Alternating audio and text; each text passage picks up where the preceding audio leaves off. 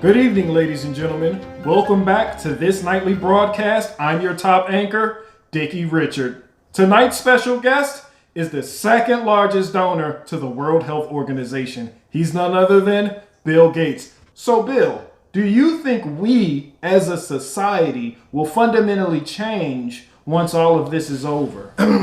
Well, I do think that this is an excellent time for growth and the compulsory implementation for digital certificates to show who's been tested and also who has recovered.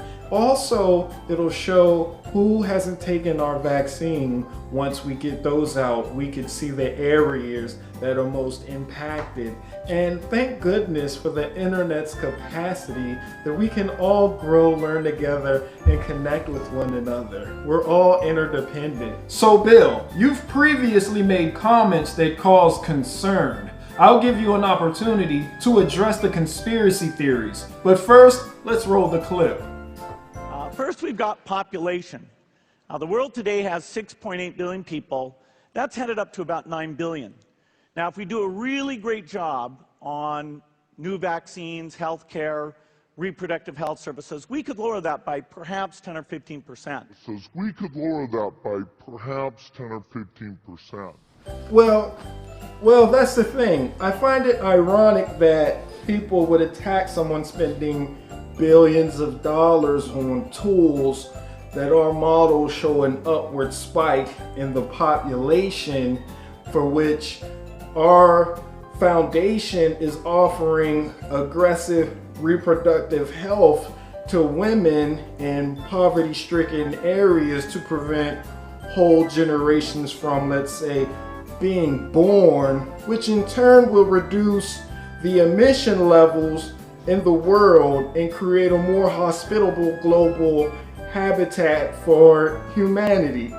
I will be honest, Bill, that answer did not make things any better for you. But what is your response to the president seeming to suggest that we inject disinfectants? That would be a plausible cure for this COVID. And that's just the thing. It isn't safe to inject yourself with any disinfectant that I haven't personally funded on any level. Now, that being said, just like with my vaccines, there's questionable ingredients in those, but I pay top scientists large amounts of income to produce positive test results, and then I disperse those throughout the global community.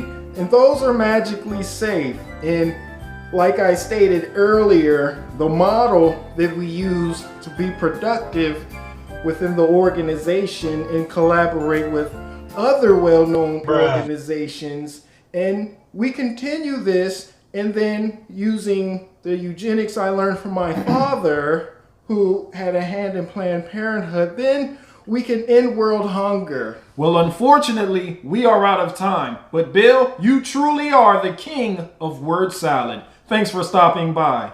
And to my loyal fans out there, I'll see you next week. Until then, stay tuned.